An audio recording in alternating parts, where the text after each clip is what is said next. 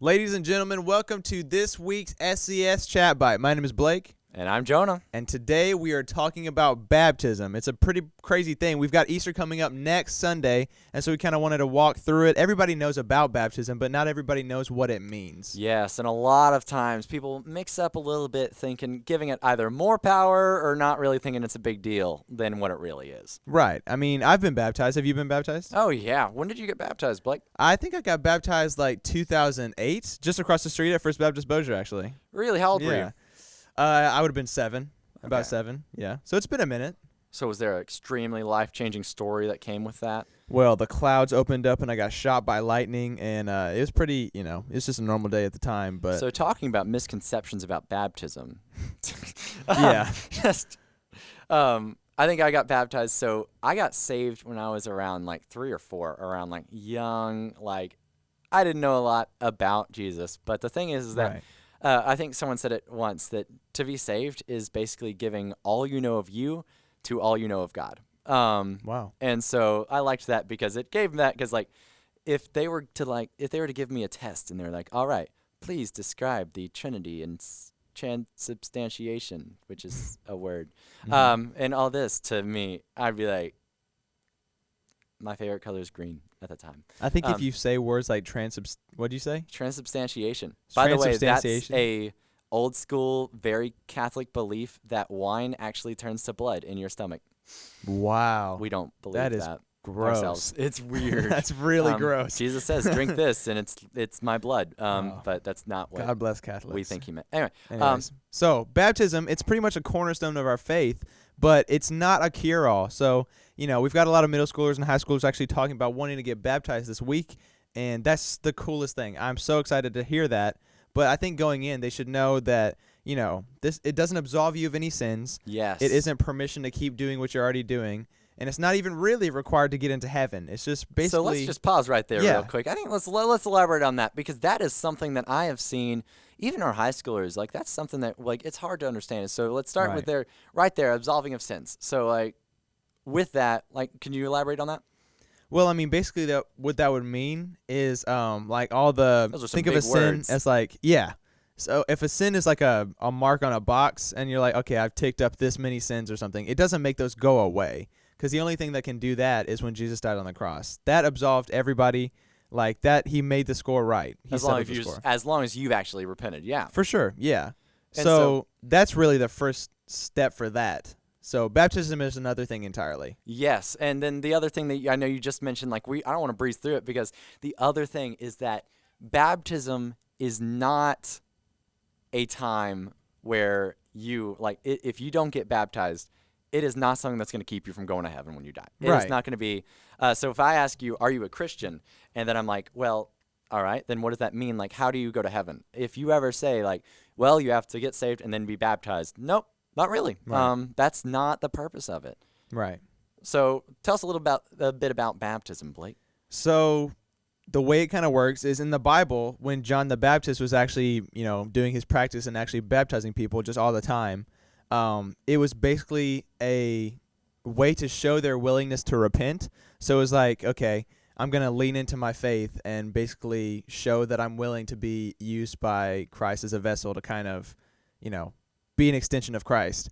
And it's basically a proclamation. It's a big deal, but it's kind of weird when you think about in Mark 1:9-13, Jesus actually gets baptized. And when that's, at the time it was, again, like showing that he's willing to repent for his sins, but Jesus was sinless. Yes. So it's kind of a weird thing that if Jesus is willing to do it, then of course we should be willing to do it as well, because he's pretty much setting the example for mankind. And I think that example as well for him to set is more just about, it's not about him saying, man, guys, I am showing my change, but it's more about, like, there's two sides of every salvation. It's what you had before, and then it's also what you have in the future. It's a commitment to God. And so it's not just saying, like, I'm done doing what I did, but it's more about, especially at our church, it's about what you're gonna do. Right. Well, it was the next step for him that God had set. So he was saying, yes, okay, I'll listen and I'll obey, and I'll go take that step. And basically, that was pretty much the first step of his ministry as a grown adult, that God was like speaking through him. And for us, though, it's essentially a way for us to declare who we are, what our lives are about, that we're living for God. It's like a public proclamation that this is what we stand for. Yeah, the way I've always seen it growing up is, so I saw this at multiple different pastors I've seen do it, and then I came here and I actually saw Justin do it too, which I thought was awesome. I couldn't do it for a very long time, and you still can't do this illustration, so ha.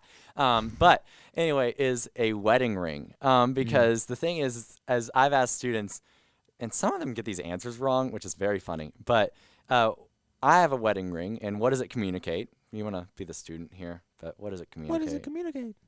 No. Are you asking you where know you the want? answer? I think you know the answer, right? Yeah, like unity with you and your wife. I'm under married. God. Yeah, it just communicates I'm married. It's saying like, hey, I am actually married to Lara. Doesn't say that on there, but anyway.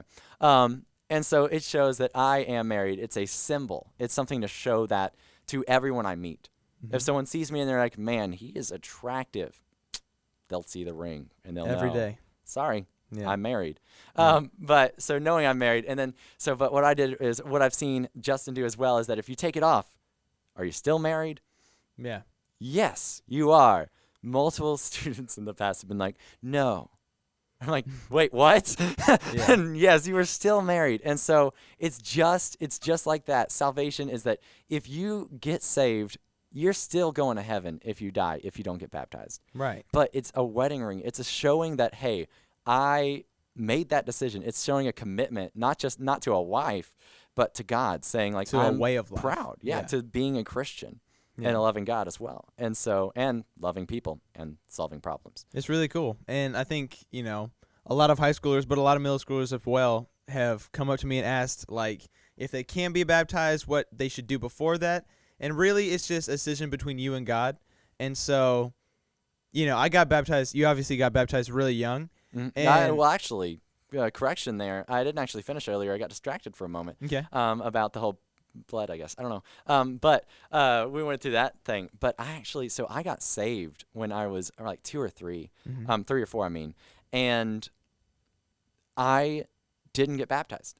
I never did, because I was absolutely terrified of being in front of people, and I did not want that. I didn't want to be there. And I think we should talk a little bit about maybe some of those fears that keep you from being baptized. But mine was a huge anxiety. Being in front of people scared me, because back at our church, it was in front of everyone. I know here we actually have it to where like you bring your family. It's more like a personal thing with your family around you and some friends that are watching you, and you get pictures and everything. But Easter bunny's off in the distance. Yes. And so it's not like everyone, like 5,000 people's eyes are on you.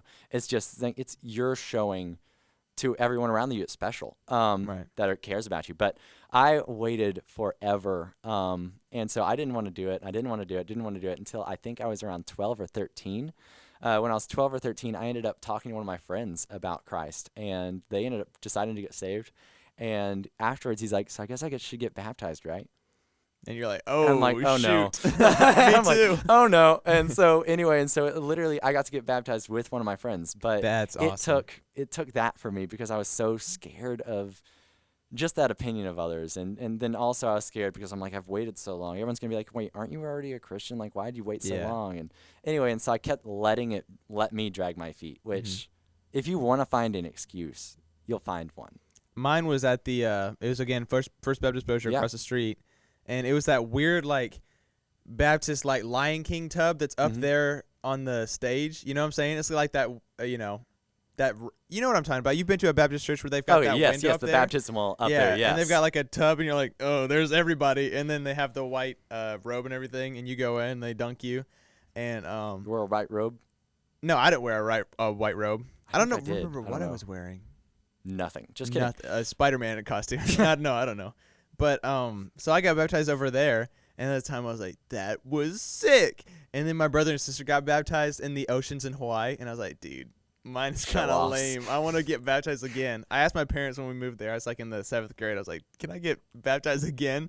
And like, I mean, like, we'll dunk you in the water if you want. I mean, you can go out in the water, but it's not really gonna mean anything extra. It's not the no. I had with my baptism, you reminded me we did have that, but ours was right above our, like, we had a brass section Mm-hmm. and anyway, I was about 1.5 feet taller at the time than my pastor.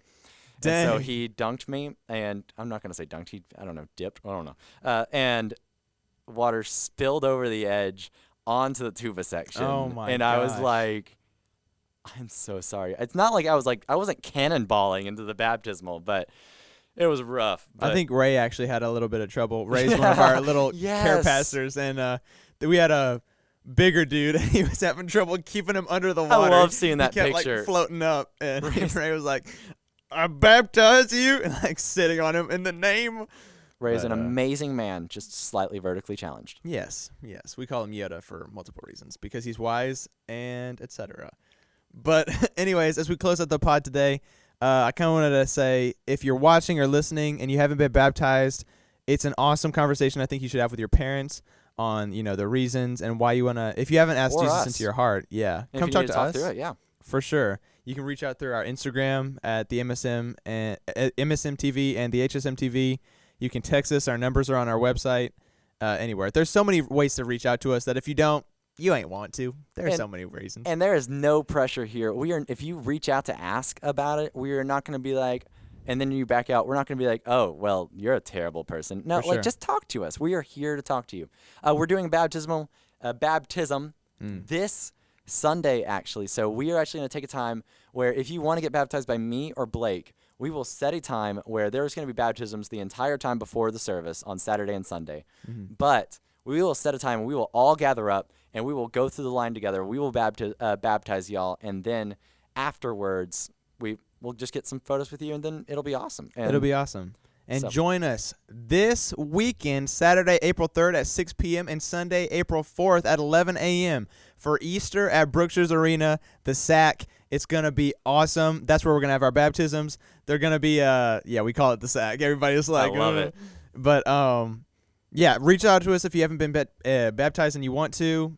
It's going to be awesome. We can talk you through it. And this is actually our very first Easter. But Look anyway, at that. thank you guys for watching. If you want to check out any of the other SCS Chat Bytes, check it out on YouTube. Yes. Like and subscribe. Hit that bell. Hit the bell. Hit All the bell or things. whatever that thing is. Anyway, otherwise, what do we say? See you next week. See you next week. Peace.